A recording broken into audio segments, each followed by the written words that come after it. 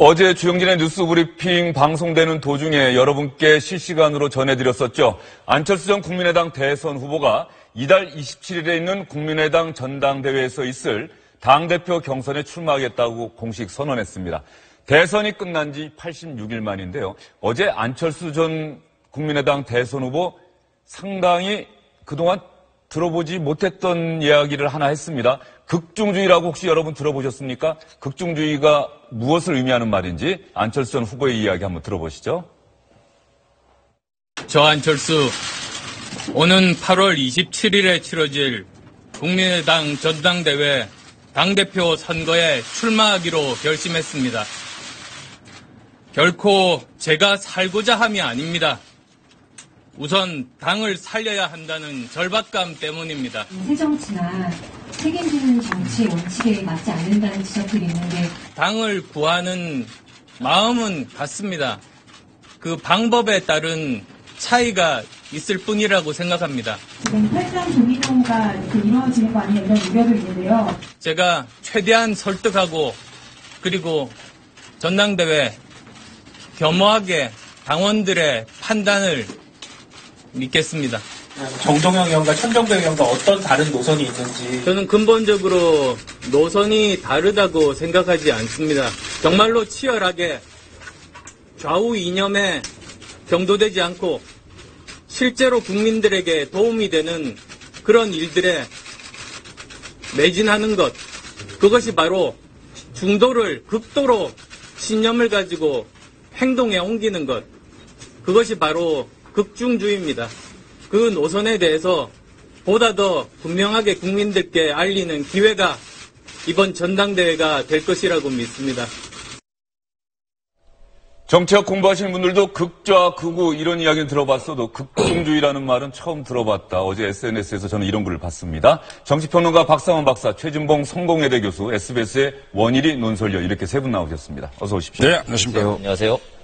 먼저 원일이 논설위원, 어제 안철수 전 후보의 기자회견 이후 현장 반응 어떻습니까? 일단 당의 분란이 커졌죠.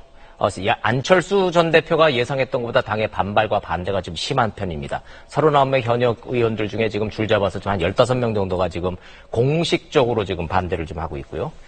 당 안팎에서도 지금 너무 빨라도 너무 빠르다. 이제 86일 됐고, 자중하고 자제하겠다고 했던 그 말을 뒤집고 다시 이제 당 대표를 향해서 좀 출마한다는 거는 정치적 욕심이 너무 과한 거 아니야. 이런 얘기들 지금 많이 나오고 있어요. 실질적으로 이제 분당과 탈당도 이제 각오해야 되는 겁니다. 동교동계, 권노갑, 정배철, 상임고문이 이제 탈당할 것 같고요. 이운평 전 고문도 지금 이제 탈당 움직임이 있죠. 실질적으로 동교동계를 비롯한 이런 일부, 세력들의 탈당도 불사하고, 안철수 전 대표는 전당대회 출마해서 당권 잡겠다라는 지금 겁니다. 본인은 이제 혁신이니 당 정체성이니 여러 가지 얘기를 내놨습니다만은 실질적으로는 이대로 가서 정동영이나 천정배 의원한테 당대표가 가면 본인이 창업주로서의 국민의당에서 입지는 사라진다. 이제는 정치적 승부수를 던져야 된다. 이렇게 지금 판단했다는 후문입니다. 예, 그러면 어제도 잠깐 분석은 했습니다만 두 분께 그 이야기를 여쭐게요. 안철수 전 후보는 왜 출마하기로 결심을 했을까요? 이렇게 반대하는 사람들이 많은데. 그러니까 통상의 정치 문법과는 다르죠. 보통 대선 패배하면 상당 기간 자명을 합니다. 지금은 문재인의 시대에 있기 때문에 자명을 하고 그다음에 문재인 정부 말기쯤 되면 새로운 명분을 가지고 이제 복귀를 하는 수순이 통상의 정치 문법이라면 이것과는 상당히 지금 어긋나 있습니다. 그럼 왜 그랬을까? 나름 절박감이 있었을 겁니다. 아까 호남 의원들 탈당 얘기했는데 기본적으로 국민의당 자체가 민주당의 그 원심력에 의해서 해치될지도 모른다는 위기감. 두 번째는 그 이유미 이준수 선거조작 사건 때문에 대국민 사과도 했는데 과거 상임 정치와 안철수 대표의 차이는 뭐냐면 극중주의 얘기했는데 확고한 자기 기반이 없습니다. 예. 정치적 기반이 없는 상태에서 자기가 영입한 두 사람에 의해서 이른바 그 선거조작 사건이 일어났고 그다음에 두 사람이 구속됐습니다. 이런 상태에서 시간이 지난다면 당도 떠내려가 버리고 본인도 떠내려가는 최악의 상황을 맞을지도 모른다는 이 위기감이 통상의 정치 문법과 반대되는 정치적 결심을 한 것 같은데 어쨌든 그 성패 여부는 좀 지켜봐야 되지만 나름 안철수 대표로서는 굉장히 고심한 흔적은 보입니다. 예. 최 교수님 생각은 어떠세요? 뭐 저는 개인적인 정치적인 야망이라고 봐요. 개인적으로. 뭐 본인은 그렇게 얘기하잖아요. 국민의당이 다시 살리겠다고 하는데 본인이 저기 나와서 하는 것이 국민의당을 살리는 길이겠습니까? 저는 그렇게 생각하지 않거든요.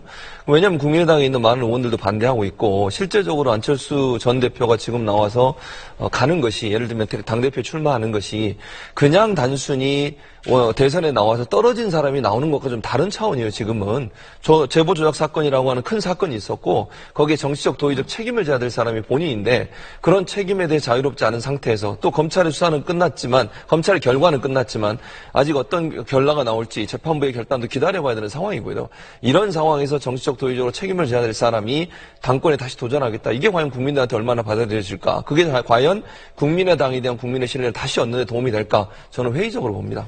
두 분 말씀 들어보면 어쨌든 안철수 전 후보 입장에서는 정치적 승부수를 던진 것 같은데 그런데 최 교수님, 예. 극중주의라는 말 정말 공부하시면서 들어보셨어요? 아니요, 만들어봤고요. 영어로 어떻게 표현하면 radical centralism이라고 얘기했거든요. 센트리즘 뭐. 그러니까 중도로 가는데 아주 극단적으로 중도로 가겠다 이런 뜻이라고 볼 수 있겠는데 그만큼 이제 지금 정치 지형에서 양당 체제에서 본인이 살아남을 수 있는 방법이 결국은 중도로 가는 것이다 이렇게 판단한 것 같아요. 그리고 본인도 계속 그렇게 얘기하지 않습니까? 국민의당이 없어지면 결국 양당 체제, 극단적인 양당 체제로 갈 가능성이 있어서 국민의당이 필요하다고 지금 강조를 하고 있는 상황이에요. 그러면 본인의 정체성이나 본인이 대표로 출마하는 어떤 명분을 얻기 위해서는 국민의당은 중도로 가는 것이고 저 두 양당 체제에서 뭔가 지렛대 역할 그런 역할을 하기 위해서 국민의당이 존재가 필요하다 하는 부분을 강조하기 위해서 극중주의란 말을 본인이 처음 쓴 것 같아요. 제가 볼 때. 뭐 예. 정치권에서 별로 들어보지 못한 단어입니다. 과거 1995년에 김대중 전 대통령이 정계에 복귀하면서 내세웠던 게 지방선거 앞두고 지역 등권론이라는 말을 또 꺼내놓아서 한번 정치권에서 논쟁이 붙긴 했었는데 박상훈 박사 입장에서도 극중주의라는 말 공부하시면서 들어보신 적이 있는지 극중주의는 궁금합니다. 정치학에서는 저도 정치학을 전공했는데 없는 얘기입니다. 정치학 대사전에도 없는 얘기. 안철수 전 후보가 만들어낸 말인가요? 그렇죠. 뭐 안철수 그러니까 안철수 의원이 그간에 해왔던 뭐 새정치부터 양극단을 배제하겠다라고 해왔던 그것을 이제 하나의 개념화시킨 게 극중주의인데 사실은 이제 저희 같은 평론가들 입장에서는 뭐 일반 국민들의 보편적 시각에서 이제 얘기를 할 수밖에 없지만 평론가의 정치가 있고 정치가의 정치가 있는데 이 극중주의에서 한 말씀 드리고 싶은 것은 지난번에도 우리 이 시간에 한번 얘기한 것 같은데 바둑 얘기를 하자면 고수들이 다 귀에서 시작해서 변으로 가서 중앙으로 갑니다. 알파고도 보니까 역시 바둑의 신이라고 그러는데 귀에서 시작해서 변호에서 중앙으로 합니다. 안철수 대표의 극중주의는 중앙의 터전을 잡겠다는 얘기인데 한국 정치사에서 중앙에서 터전을 잡은 사례가 있었던가 제 기억으로는 없습니다. 극중주의는 상당히 평론가적인 시각일 수가 있는데 물론 안철수 전 대표가 이 정치 실험에 성공할 수는 있겠습니다만 제가 보기에는 뭐 이 극중주의라는 얘기를 통해서 지금 당분간 며칠 동안 히트를 치고 있는데 이것이 현실 정치에서 자리 잡고 구체화되기에는 상당히 좀 난망한 일인데 안 대표가 이걸 어떻게 풀어갈지는 좀 지켜봐야겠죠. 프랑스 마크롱 대통령 연상하는 단어 아니냐? 마크롱 대통령이 중도주의를 표방하는 것 아니냐 이런 얘기도 있던데요. 마크롱 충격이 컸고 아마 안철수 대표도 마크롱을 보면서 굉장히 부럽기도 할 텐데 최근에 마크롱 대통령의 지지도가 좀 폭락을 하고 있는 것이고 마크롱 대통령이 뭐 새로운 정당을 만들었다 하지만 과거 3인당 기반도 있는 것이고 그다음에 이제 뭐 좌파 기반도 있는 것인데 마크롱의 실험이 성공했다라고 볼 수는 아직 없습니다. 없는 것이고 더더군다나 대한민국 정치에서 중도 노선을 가지고 집권한 경험이 있느냐? 제 기억으로는 없거든요. 그렇다고 본다면 뭐 어쨌든 극중주의라는 말이 화제가 되고 있기는 있는데 중원에서 텐트를 칠 수 있을 것인가? 아니면 잘된 집 한 채를 지을 수 있을 것인가? 그걸 기반으로 양극단을 제압할 수 있을 것인가는 논리적으로 평론가의 관점에서 보면 그럴듯한 얘기인데 현실 정치에서 그게 과연 가능할 것인가? 저로서는 좀 회의가 됩니다. 근데 언론의 입장에서 봐도, 이런 모순된 조어가 항상 보면은 안철수 정치인 안철수한테 좀 안타까운 부분이 좀 이런 거예요, 보면은. 레디컬 센트럴리즘이라는 이 모순된 이게 보면은, 그 삼김 이후에 대한민국 정치에서 가장 이해하지 못하는 그 개념이 두 가지가 있었잖아요. 안철수의 새정치와 박근혜의 창조경제였었어요. 도대체 무엇을 의미하는지를 잘 몰랐던 거죠. 따끈따끈한 아이스 아메리카노하고 똑같은 얘기잖아요. 지금 이게 앞뒤가 맞지 않는 그런 모순된 개념을 가지고 국민들한테 제가 이것을 위해서 당대표에 출마하겠다고 하는 이런 부분이 좀 안타까워서 시간을 더 갖고 정치적 내공을 쌓은 뒤에 정계에 복귀해야 된다는 말이 나왔었는데 어찌됐든 본인은 지금 아니면 안철수는 영원히 잊혀진다는 절박함이 좀 큰 거죠. 네. 안철수 전 후보의 당대표 경선 출마 선언 어쨌든 간에 국민의당 내부에는 커다란 반향을 일으키고 있는 것 같습니다. 반대하는 목소리가 크고요. 당 내에서는 3.15 부정선거의 주역이 그 다음 대선에 출마하겠다는 얘기 아니냐 이런 극단적인 말까지 나오고 있는데 어떤 얘기들 나오고 있는지 화면 한번 보면서 말씀드릴게요. 박지원 전 대표는 의원 40명 가운데 30명 이상이 출마를 만료하고 있다. 황교안 의원이 조금 전에 얘기했던 3.15 부정선거 이런 얘기에서 아마 안철수 전 후보 측에서 상당히 강하게 반발하고 있는 것 같습니다. 지금은 안철수의 시간이 아니다. 김경진 의원 스카 요정이죠. 청문회 때 스카 했던 김경진 의원은 당대표 출마는 국민과의 약속을 어긴 것이다. 이렇게 당 내에서 현역 의원들 주로 호남 지역 의원들이 많다 보니까 호남 지역 의원들이 반대 목소리를 내놓고 있는데 박주선 비상대책위원장이 직접 나서서 안철수 전 후보의 대표 경선 출마 선언에 대해서 이렇게 얘기를 했습니다. 어제 안철수 전 대표의 대표 출마 선언이 당내에 일파만파의 파장을 일으키고 있는 것 같습니다. 특히나 우리 당 전체를 이익을 놓고 명분과 양식에 따라서 평가를 해야지 감정적 또는 본인의 처한 입장에 따라서 평가를 하는 것은 바람직하지 않다 생각합니다. 특정인의 출마와 관련된 시시비비의 논쟁에 너무 가열된 역할을 모든 당직자들은 삼가했으면 좋겠다. 당직자들은 삼갔으면 좋겠다. 그러면 안철수 전 후보의 출마 선언에 찬성하고 돕겠습니다라고 하는 의원들, 당직자들, 당원들이 있습니까? 있죠. 일단 이현주 의원 같은 경우가 지금 가장 적극적으로 지금 그 찬성 의사를 했고요. 원외 지역위원장들 지금 뭐 한 100명 정도 좀 서명했으니까 있습니다. 수도권과 경기도에 기반을 둔 의원들, 원외위원장들, 특히 안철수의 출마를 지금 환영하고 있죠. 결국은 이제 국민의당이 지금 이제 전당대회 판세가 지금 바뀐 것이 친안, 비안, 호남, 비호남 이렇게 4파 정도 나눠서 이제 표 계산을 좀 해야 되는데 전체적으로 전당대회가 1인 1표로 된단 말이에요. 전당대회 룰이 지금 이제 디테일하게 더 좀 해줘야 되는데 여론조사 20%가 이제 된다라는 전제 아래로 놓고 보면 안철수 후보가 이런 무리수를 두면서까지 지금 나온 이유는 승산이 있다라고 본인은 판단하고 있는 것이고 호남 의원들이 이렇게 강력하게 반대하고 나서는 것도 나서면은 사실 이길 자신이 없는 것이 지금 호남 의원들의 지금 그 고민이기도 합니다. 예, 안철수 전 후보가 출마를 선언한 만큼 출마하면은 당선될 가능성이 가장 크지 않겠느냐, 뭐 이런 얘기를 좀 해주신 것 같은데요. 안철수 전 후보가 출마를 선언하면서 이미 출마를 선언했던 천정배 의원이나 뭐 정동영 의원 이런 정치인들은 어떤 선택을 하게 될 것 같습니까? 아니, 거의 그야말로 뭐 날벼락을 맞은 거죠. 정동영, 천정배 의원은 권토중내해서 뭔가 좀 정치 전면에 복귀할 수 있는 절호의 기회를 맞았다라고 생각을 했고, 안철수 후보가 출마하리라고는 아마 전혀 생각을 못 했을 겁니다. 아까 그 제보조작 사건 이후에 안 대표가 뭐 심지어 정계 은퇴 얘기까지 나온 마당에 안 대표가 나오겠나라고 했는데, 어쨌든 지금 뭐 두 분 입장에서는 굉장히 큰 충격적인 어떤 그 반전이 일어나는 뭐 그런 경우를 당했는데 현실적으로 정동영 의원이나 천정배 의원이 안철수 후보를 이길 수 있을까? 많은 평론가들이 힘들 거다라고 예측을 합니다. 그렇다고 본다면 두 분이 문재인 정부 초기에 정치 전면에 나올 수 있는 절호의 기회를 안철수 의원한테 박탈당하고 있는 것이기 때문에 뭐 강력히 반발하는 것은 뭐 당연한 것이다 이래 봅니다. 최 교수님. 예. 가만히 보면 국민의당뿐만 아니라 말이죠. 우리나라 주요 정당들, 정의당 정도 빼고는 말이죠.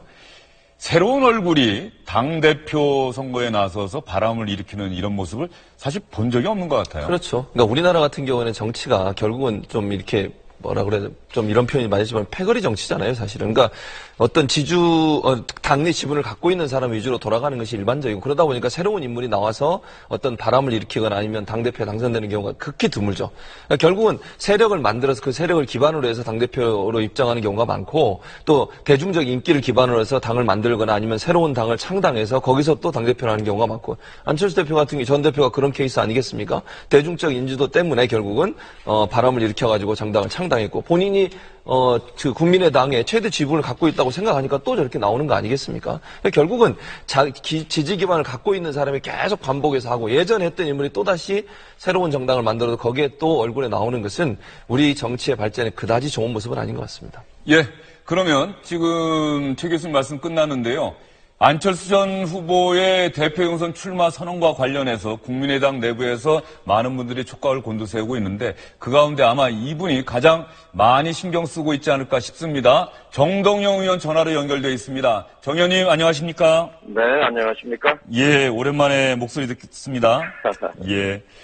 무엇보다 안철수 전 후보의 대표 경선 출마 선언 우리 정 의원님은 어떻게 들으셨습니까? 출마하려는 심정을 이해합니다. 앞으로 당에서 본인의 역할이 축소될지 모른다는 걱정도 있을 거겠죠.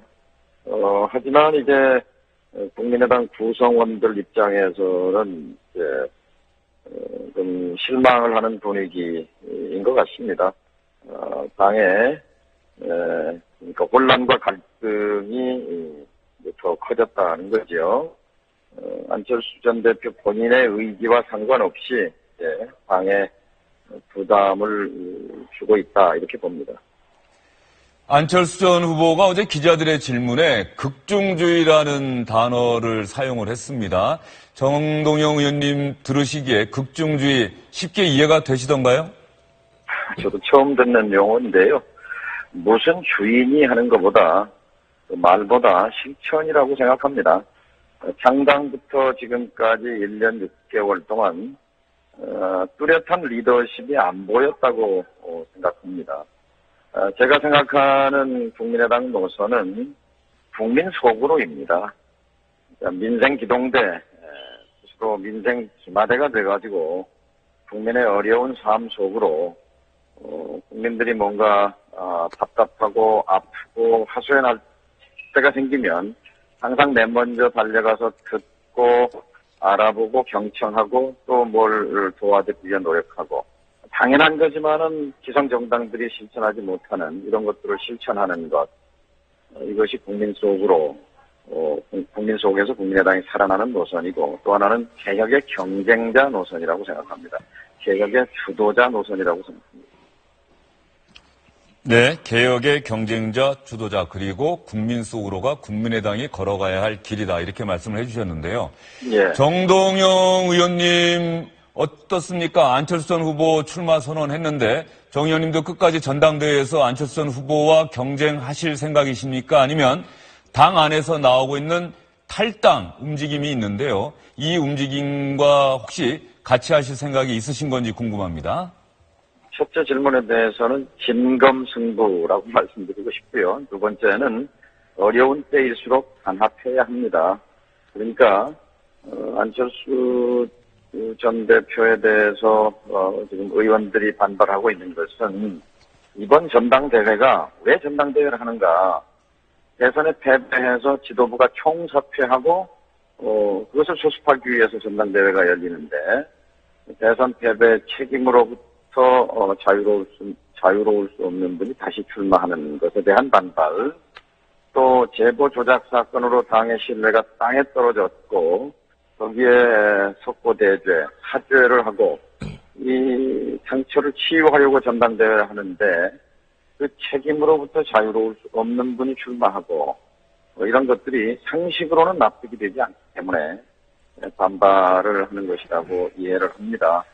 어쨌든 어려운 때일수록 단합해야 살 길이 생긴다고 생각합니다. 정 의원님, 마지막 네. 질문이 될 것 같은데 정 의원님이 열린우리당 의장으로 활동했을 때가 2004년 초 아닙니까? 예. 그로부터 13년이 지났습니다. 13년 전의 정치인 정동영과 지금의 정치인 정동영 어떤 차이가 있을까요?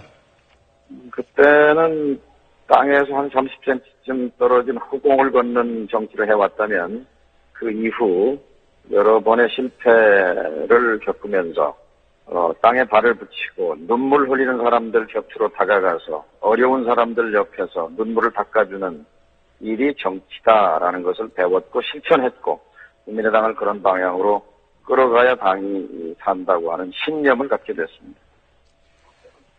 정 의원님 하나만 더 질문 드리겠습니다. 예. 당 안에서 앞으로 국민의당이 연대하거나 혹시 통합할 수 있는 대상을 놓고도 안철수 전 후보의 출마 선언 문제가 연관이 있지 않느냐 하는 분석이 있는 것 같습니다. 호남지역 의원님들은 민주당을 생각하는 것 같고 다른 원외위원장들이나 수도권 지역에 계신 분들은 바른정당과의 연대 내지는 통합을 염두에 두고 있다. 이런 분석이 나오고 있는데 정 의원님 동의하십니까?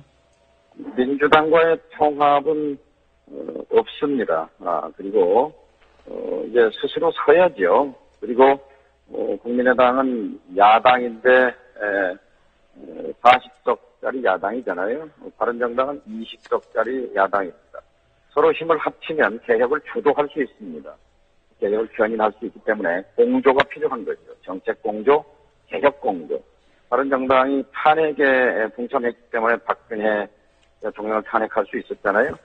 재벌개혁, 검찰개혁, 언론개혁 이 같은 개혁 작업을 하는 데 있어서 국민의당이 바른정당과 공조해서 개혁의 경쟁자 노선, 개혁의 주도자 노선을 가면 국민의당이 산다고 생각합니다. 네, 알겠습니다. 정동영 의원님 오늘 말씀 잘 들었습니다. 예, 고맙습니다. 정동영 의원도 민주당과의 통합은 없다. 그리고 바른정당과의 정책공조, 개혁공조는 가능하다. 이런 얘기를 했는데 네. 국민의당의 정동영 의원처럼 생각하는 사람들이 많습니까? 아니면 그래도 민주당 아니냐라고 생각하는 사람들이 많습니까? 저는 개인적으로 반반이라고 봐요. 반반이요? 그래서 지금 안철수 대표가 전당대회에 출마하는 게 지금 허용되는 이유가 민주당 쪽으로 가는 것이 장기적으로 지방선거를 앞두고서 더 낫다라고 생각하는 원외 위원장들이 많다라는 것이 그것도 하나 명분이 되고 있는 거예요. 그래서 굳이 뭐 이렇게 나눠가지고 손들어 보세요 한 적은 없지만 느낌적으로 전체적인 분위기로 놓고 보면 연대 대상이 민주당이냐 바른정당이냐 전체적으로 그냥 반 정도 되는 것 같아요. 반반으로 봐야 될 것 같고. 천정배 의원과 이 정동영 의원의 이제 향후 전당대회에서의 두 사람의 단일화 내지는 어떤 스탠스, 이것이 지금 이제 향후 남은 그런 당의 노선과 이 방향에 대한 어떤 변수가 되지 않을까 그렇게 보고 있습니다. 네, 2000년대 초반 열린우리당 천신정 그랬는데 신기남 전 의원은 이제 이름을 찾을 길이 없고 천정배 의원과 정동영 의원 두 사람이 남았는데 조금 전에 질문 드렸었던 국민의당의 연대 대상 이 부분과 관련해서 안철수 전 후보는 어제 기자들의 질문에 어떻게 답변을 했을까요?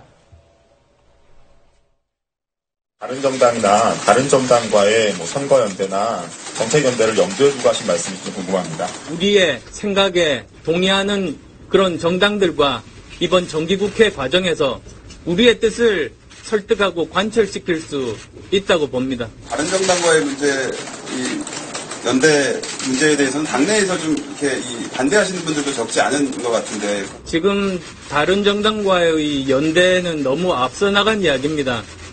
지금 정말로 중요한 것은 이번 전당대회 과정을 통해서 우리 당의 지향하는 방향을 확립하는 것이 중요합니다. 그리고 그 방향에 동의하는 당원분들이 이제 대표를 선출할 겁니다. 그리고 이제 그 방향을 잡고 그 정책에 따라서 많은 다른 정당들을 설득하는 것이 순서겠습니다.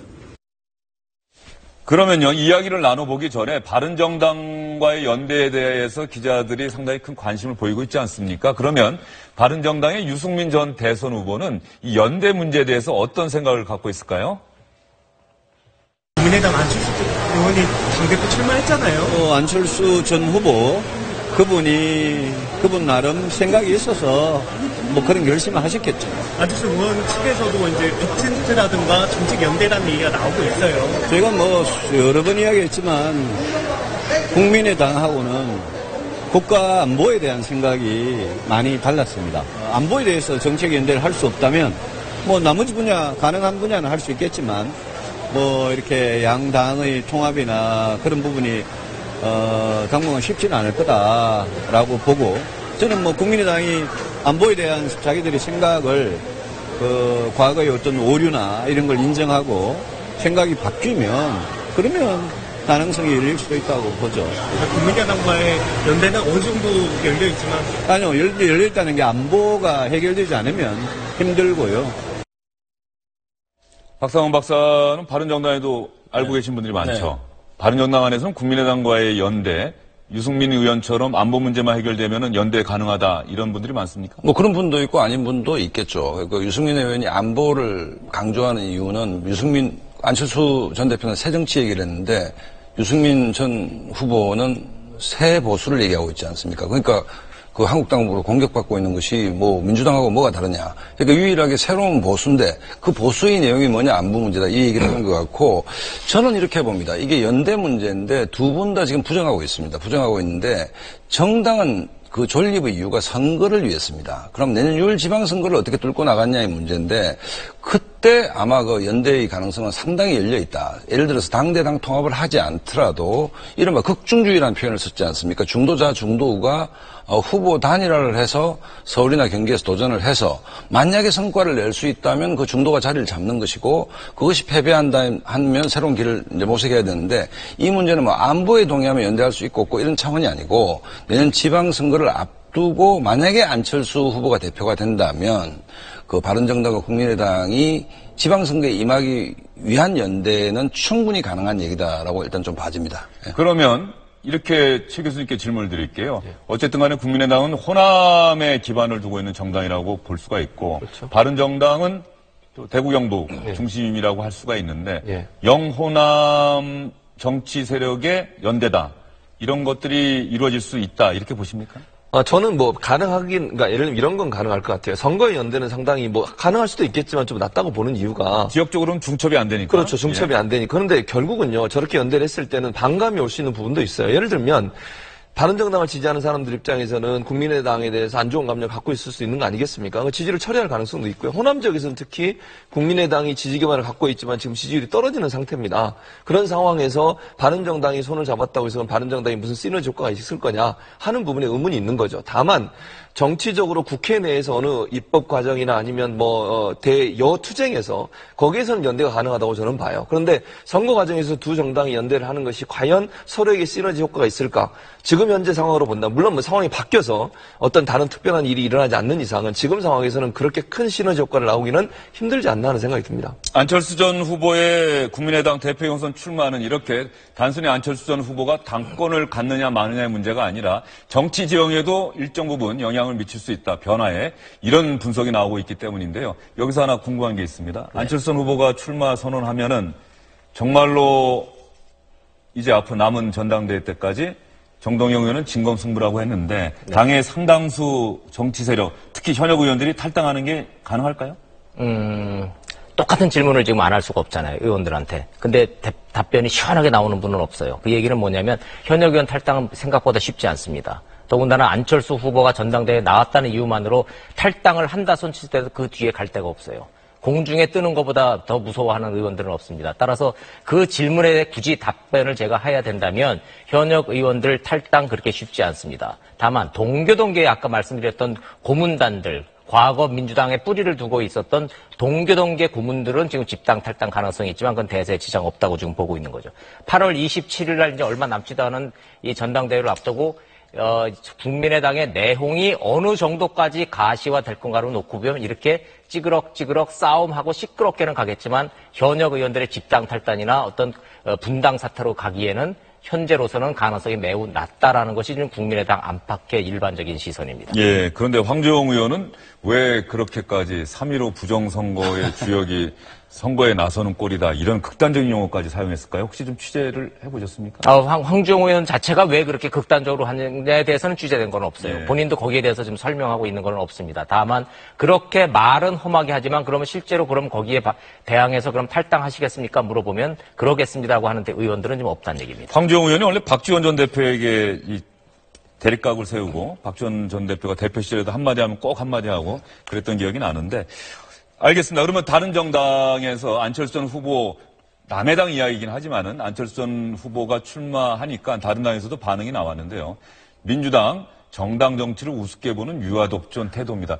저 부분은 좀 설명이 필요한 반응 같습니다. 자유한국당 타당 내부 문제 논평은 예의 아닌 듯. 이거는 이해가 쉽게 되는 반응이고요. 바른정당 당내 반발을 무릅쓴 출마에 우려를 한다. 뭐 이것도 이해가 되는데 더불어민주당의 저 정당 정치를 우습게 보는 유아독존식 태도라고 하는 거는 무슨 뜻일까요? 글쎄, 저것도 저는 이해가 잘 안 갑니다. 안철수 후보가 그 국민의당 대표로 나오는 것이 정당 정치를 위반한다는 것이 무슨 말인지 잘 모르겠는데 사실은 우리가 논평할 때 뭐 타당에서 누가 나오는 문제를 가지고 그걸 뭐 비판하거나 하긴 쉽지가 않은데 어쨌든 저는 계속 이렇게 제가 뭔가 이렇게 빠져 있어서 그런지 모르겠지만 결국 추미애 대표가 최근에 국민의당을 집중 공격하는 문제나 그다음에 김무성 전 대표의 움직임, 안철수 대표의 어떤 고민들을 종합해 봤을 때 결국 중도가 총선 전까지 살아남을 수 있냐 없냐의 문제는 서울 경기 지방선거에서 서울시장 경기지사에서 만약에 중도가 연대해서 하나라도 얻어낼 수 있다면 기반을 확보하는 것이거든요. 그런 측면에서 봤을 때는 민주당이 안철수 전 대표의 출마에 예민하게 대응하는 것은 역시 좀 지방선거를 앞두고 최악의 경우는 이른바 한 집이었던 국민의당하고 민주당이 각자 후보를 내면서 보수에게 어부지리를 줄 가능성, 그 위험성을 지금부터 좀 주목하고 있는 게 아닌가 이런 생각이 듭니다. 예. 하나만 제가 덧붙이자면 이런 생각을 할 수는 있을 것 같아요. 민주당 입장에서는. 이렇게 정당 정치를 우습게 보는 유아독존 태도라는 얘기를 함으로써 호남을 기반으로 두고 있는 의원들이나 또는 아니면 안철수 전 후보의 출마에 대해서 부정적인 생각을 갖고 있는 사람들을 민주당은 끌어들일 유인 요인을 줄 수 있다고 봐요. 그래서 이게 얼마나 효과가 있을지 모르겠지만 민주당에서 이런 형태로 일단 비판을 하면 호남을 기반으로 하고 있는 의원들 중에 혹시나 아까 얘기했지만 그럴 가능성이 낮다 하더라도 민주당 쪽으로 흘러오거나 아니면 탈당해서 민주당으로 다시 들어올 가능성에 대한 염두를 두고 한 말은 아닌가 하는 생각은 듭니다. 그 생각이 드네요. 안철수 전 후보가 혹시 국민의당을 공당이 아닌 개인의 사당으로 생각하는 것 아니냐. 민주당은 아마 그 부분을 좀 지적하고 싶었던 것 같은데 또 하나 사실은 안철수 전 후보가 대표 경선 출마를 선언한 결정적인 이유 중에 하나가 민주당의 국민의당은 흡수될 수밖에 없을 것이다. 그리고 호남파가 당을 장악하면은 안철수 전 후보에게는 미래가 없다. 뭐 이런 이야기들이 확산되면서 대표 경선 출마를 결심하게 한 동인이 되지 않았을까 하는 얘기. 그것도 일정 부분 타당성이 있다고 보면 특히 지금 한 100여 명의 원외 지구당 지역의원 위원장들이 사실 안철수 전 대표에 대해서 출마하라고 계속 주로 이제 비호남권이겠죠. 그렇죠. 비호남권이죠. 네. 그건 결국 방금 지적하신 것처럼 만약에 정동영 의원이나 아니면 천정배 의원이 만약에 된다고 하면 당대표가 되면 결국 호남 중심의 정당으로 갈 가능성이 높아지거든요. 지지 기반도 계속 호남에 둘 수밖에 없는 상황이에요. 그렇게 되면 안철수계라고 소위 얘기하는 당내 안철수계로 분류되는 사람들 입장에 상당히 지방선거나 차기에 선거에서 상당히 불이익을 당할 가능성이 있다라는 부분도 분명히 작용했을 가능성도 없다고 봅니다. 네. 안철수 전 대선 후보의 출마 선언으로 국민의당 전당대회 경선구도 상당히 소용돌이 칠 것 같습니다. 안철수 전 후보가 국민의당 전당대회 경선 과정에서도 대선 때 썼던 특유의 누굽니까 하는 그런 웅변조 연설을 하게 될지 이 부분도 관심사고요. 저희는 다음 주제로 넘어가 보도록 하겠습니다. 국가정보원이 적폐청산 태스크포스 구성하지 않았습니까? 첫 조사 결과 하나 내놓은 게 있는데요.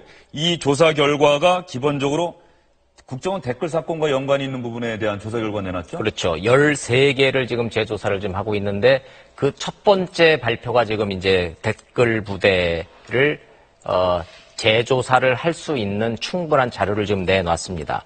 좀 서둘러 발표하는 좀 측면이 좀 있는데 그 이유는 원세훈 전 국정원장에 대한 그 파기 환송심 선고가 지금 이달 30일이에요.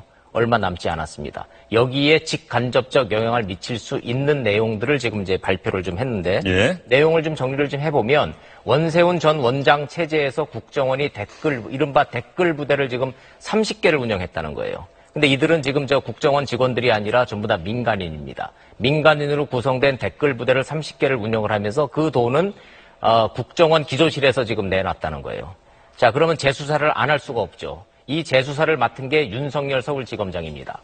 이런 상황에서 지금 이제 원세훈 전 원장에 대한 파기환송심 마지막 선고가 지금 이제 임박했는데 이것이 아직 증거로 제출되지 않았기 때문에 이 재판에 직접적인 영향을 미치지는 않습니다. 다만 이것이 재조사가 이루어져서 추가 기소가 된다면 사안은 엉뚱한 데로 갈 수도 있습니다. 목표점은 이명박 전 대통령입니다. 이명박 전 대통령, 이른바 윗선으로까지 이 재수사의 칼날이 간다면은 국정원 그 댓글 사건의 지금 마지막 수순인 원세훈 원장에 대한 파기환송심 30일 날 끝나는 것이 아니라 새로운 시작을 의미하기 때문에 정치적 폭발성과 휘발성이 매우 높은 지금 사건입니다. 원세훈 전 국가정보원장은 댓글을 1,900여 개 정도 작성한 사실이 확인돼서 관련 혐의로 기소가 됐는데 1심에서는 유죄 선고, 2심에서까지 유죄가 선고가 됐죠. 네. 그런데 대법원에서 증거가 부족하다. 사실상 파기환송의 의미로 고등법원으로 돌려보냈는데 그 판결이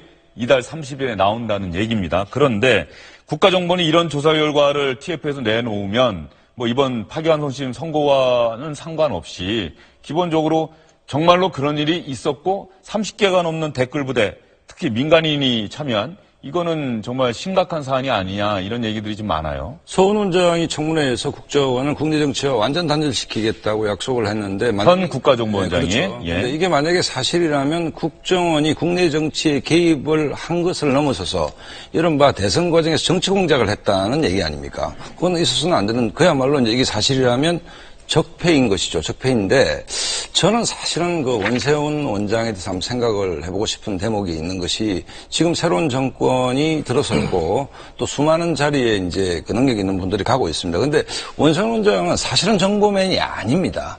MB가 서울시장 할 때 부시장을 했고 이른바 내무관료죠. 내무관료인데 정보와 전혀 무관한 분이 대통령에 대한 충성심 하나만 가지고 국정원장이 됐을 때 이게 사실 이런 대형 사고를 칠 수가 있다. 그러니까 자기 자리가 아니었던 것이죠, 사실은. 그런 측면에서 본다면 첫째, 뭐 적폐라는 차원에서 이 부분은 진상규명이 명백히 되고 국정원이 이런 그 바보 같은 짓을 다시는 안 하도록 해야 되는 것도 하나 있지만 평론가의 관점에서는 역시 인사가 만사다.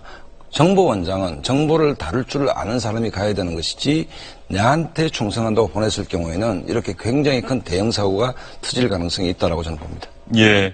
원세훈 국가정보원장에 대해서 유인태 전 의원 주영진의 뉴스브리핑에 매주 수요일마다 출연을 하시는데 고수일침 코너에서는 조금 전 얘기하신 그 대목 얘기하시더라고요. 원래 기본적으로 국가정보원에 맞지 않는 사람이었는데 이명박 전 대통령의 측근이라는 이유 하나만으로 국가정보원장에 취임하면서 결과적으로 이런 일이 생긴 것 아니냐 이런 얘기를 했던 기억이 나는데 여기서 하나 더 말씀드릴 게 있으면 최 교수님 댓글 사건뿐만 아니라 말이죠.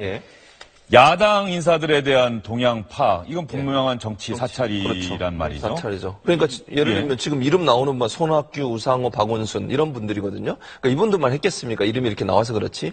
그러니까 정치적으로 국내 정치에 직접 개입했고 야당 인사에 대한 사찰을 했다고 하면 이건 명백하게 위법 행위입니다. 국정원법 위반이지 않겠습니까? 이런 부분들이 사실은 비일비재하게 이루어졌다고밖에 볼 수 없는 상황이고 이제 TF팀에서 다행히 이런 부분들을 들춰내서 이걸 법의 처벌을 받게 하는 시도를 하고 있는 것은 잘한 것이라고 보여집니다. 이런 일이 다시는 반복되지 않도록 하는 것이 TF의 원래 목적이니까 저는 이번 기회에 모든 걸 다 밝혀낸다고 생각을 해요. 어떤 분들은 그런 얘기 하시더라고요. 국정원의 이런 역할들을 다 밝혀내는 게 도움이 되느냐. 저는 그건 아니라고 봅니다. 그러니까 물론 대북 또는 뭐 대공 업무 이런 부분들은 비밀을 지켜야 되겠죠. 국외에. 그러나 국내 정치에 개입한 사건들은 낱낱이 밝혀내서 더 이상 이런 행위가 국정원을 통해서 일어나지 않도록 하는 예방 효과도 있다고 보여집니다. 예. 기본적으로 원세훈 전 국가정보원장 시절에 이런 일이 벌어졌다. 그 얘기는 사실상 이명박 정부 때 국가정보원이 이런 일을 했다라고 해석할 수밖에 없는 부분인데요. 이명박 전 대통령 측에서는 국정원 적폐청산 TF 발표에 대해서 어떤 반응 보였습니까? 대단히 불쾌하지만 아무런 티를 내지 않고 조용히 지켜본다. 요게 지금 딱 그 입장입니다. 이게 이제 좀 디테일하게 저희가 좀 정리를 좀 할 필요가 있는데요. 그냥 막연하게 정치 사찰을 했다, 국내 정치 선거에 개입했다가 아니고 1심에서는 국정원법 위반으로만 이 유죄가 인정이 됐던 거예요. 그렇죠. 자, 그러니까 국정원이 그 돈과 예산을 가지고 왜 이런 짓 해? 국정원법 위반이야. 이건 됐지만 선거법 위반은 아예 적용이 안 됐던 거예요. 2심에서는 선거법 위반까지 적용이 되면서 이거는 선거에 개입한 거잖아. 이건 단순히 국정원법 위반만 가지고 선을 넘었네. 그래서 법정 구속을 딱 시켜버린 거죠. 그런데 그 부분이 대법원 가서 무죄가 되면서 증거가 부족해서 파기환송이 돼서 지금 30일 날 마지막 선고를 기다리고 있는 거거든요. 이런 상황에서 국정원이 재조사를 해서 사실은 30개나 있었고 몇 명이 있었고 이런 일을 했고 돈도 국정원에서 나갔습니다라고 재조사 결과를 하면 지금 이제 윤석열 서울중앙지검장이 이거를 가지고 재수사를 해야 되는데 그 당시에 이거 수사하다가 좌천되고 잘린 검사가 윤석열 아닙니까? 그럼 이제 이 칼날의 끝이 어디냐? 원세훈이 아니라 이명박 전 대통령이기 때문에 이 정치적 휘발성이 있다고 제가 말씀을 좀 드리는 겁니다. 예. 요게 이제 재수사까지 가서 법원의 증거물로 어떻게 채택이 될지 안 될지 지금 초미의 관심이죠. 예. 사실 원세훈 전 국가정보원장에 대해서 선거법 위반 혐의가 유죄로 인정됐다라고 한다면 이걸 엄밀하게 따지면 사실 대통령 선거, 재선거 사유까지도 될 수 있는 그 당시에 그랬으면 아닙니까? 그런 거죠. 예, 그러나 벌써 이제 국가기관이 선거에 개입했다라고 하는 것이 유죄로 인정됐다라고 한다면 그 대통령 선거 다시 치러야 한다는 얘기가 나올 법해요. 그 당시에 그런 얘기가 나왔었죠. 예. 그 당시 야권이 강력하게 이제 반발을 했습니다. 반발을 했고, 그 다음에 윤석열 중앙지검장 문제는 일파만파가 그 당시 됐지 않습니까? 됐는데, 어쨌든 지금 문제는 5년 전, 10년 전 대선을 되돌릴 수는 없는 방법이고, 이 문제에 대해서 MB까지 갈 건가 말 건가는 고도의 정치적 판단이 또 필요한 부분일 겁니다. 근데 그 정치적인 부분은 빼버리고 아까 교수님 말씀하셨듯이 국정원이 제자리로 돌아오는 계기로 삼는 것이 지혜로운 것이지 이것이 정치적 논란으로 확대되면서 또 다른 쪽에서 불이 번져서는 좀 안 되지 않느냐 이런 생각을 좀 해봅니다. 예. 이명박 전 대통령 측 그 관계자들한테 전화를 쭉 돌려보면 딱 한마디밖에 안 해요. 지금은 언제적 일인데 점점점 다른 말은 일체 지금 하지 않고 있습니다. 그 얘기는 내심 굉장히 불쾌하지만 이게 어떻게 갈지 모르기 때문에 조용히 지금 지켜볼 수밖에 없다 이런 심정입니다. 예. 여기서 국가정보원 댓글 사건 이야기를 하다 보니까는 조금 전에도 이야기가 나왔었죠. 윤석열 서울중앙지검장 이야기가 자연스럽게 나올 수밖에 없습니다. 국정원 댓글 사건을 엄정하게 수사해야 한다라고 하는 입장을 고수했다가 상관에게 항명하는 검사로 찍혀서 계속해서 좌천성 인사를 당했었죠. 그런 수모 속에서도 검찰을 떠나지 않고 기다리다가 정부가 바뀌면서 서울중앙지검장에 일약 임명이 됐는데요. 윤석열 서울중앙지검장 예전에 국정원 댓글 사건에 대한 주임검사로 일했을 당시 국회 국정감사 자리에서 어떤 이야기 했는지 여러분 혹시 기억나십니까? SNS, 트위터 문제. 사실은 수사는 검찰이 하는 거고 법무부는 정책부서이기 때문에 그게 뭐 어느 정도 보고받고 이렇게 하는 거지 그렇게 무슨 어떤 기소죄가 되는지 안 되는지의 문제에 대해서 뭐 대검 공안부가 만약에 이거를 따지고 든다면 모르는데 법무부에서 이렇게까지 하느냐 하는 그런 생각이 좀 들었고 저희 검사들은 그래서 이게 뭐 사실상 결국 수사팀을 힘들게 하고 수사팀이라고 하는 건 수사를 이렇게 앞으로 자꾸 치고 나가게 해줘야 되는데 이렇게 자꾸 뭔가를 따지고 물론 뭐 다 필요해서 하다고는 하지만 수사하는 사람들이 느끼기에 이게 좀 정당하고 합당하지 않고 좀 이게 좀 도가 지나쳤다라고 한다면 수사하는 사람들은 그런 것을 외압이라고 느낍니다. 아까 외압이 있어서 수사와 기소를 더 이상 유지하지 못한다고 판단하셨다고 얘기했죠? 뭐 이거는 이 수사 초기부터 지금까지 계속 배운 것이고 특히 이 6만여 개의 트윗이 발견된 후로는 이거는 소환해서는 조사가 불가능하다는 거죠.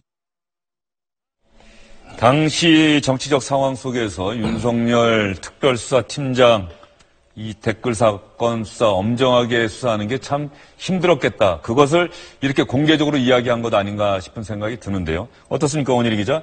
검찰이 국정원 TF가 이 정도 조사 결과 내놓았으면 바로 인지해서 재수사하는 게 가능할까요? 아니면 국가정보원에서 고발을 해야 될까요?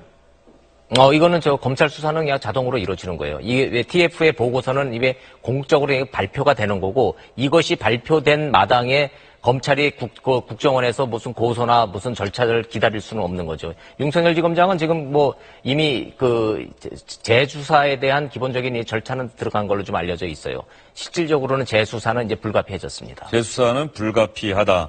재수사하게 되면은 그야말로 전국에 또 한 번의 소용돌이가 몰아치겠습니다. 그렇습니다. 이제 전 정권 문제인 것이고, 지금 TF팀에 검사가 지금 파견 나가 있지 않습니까? 네. 그 얘기는 기소를 전제로 해서 검사가 파견 나가 있다고 봐야 되는 것이기 때문에 기소는 불가피한데, 이래 됐을 경우에는 박근혜 정부의 적폐를 넘어서 MB 정부까지 이제 불길이 번지는데, 다만 목표가 뭐냐를 현 정부나 현 정부는 좀 분명히 해야 될 것이 있는 것이, 국민들 눈에 보이게 이게 정치보복으로 비치는 것이냐, 아니면 정말 국정원이 본래의 기관으로 제자리 잡는 쪽으로 어떤 모멘텀으로 이걸 활용하는 것이냐, 이 부분을 국민들은 좀 예리하게 지켜보지 않겠습니까? 최 교수님 진짜 방금 중요한 포인트 말씀하셨는데요. 사실은 정권이 바뀌어서 과거 정권에서 잘못된 것들을 바로잡겠다라고 나서는 것, 그것이 적폐청산이라고 주장을 하고, 새로이 탄생한 정권을 지지하시는 분들은 이것이 정의다라고 생각을 하겠지만, 대선에서 패배한 쪽에 계신 분들은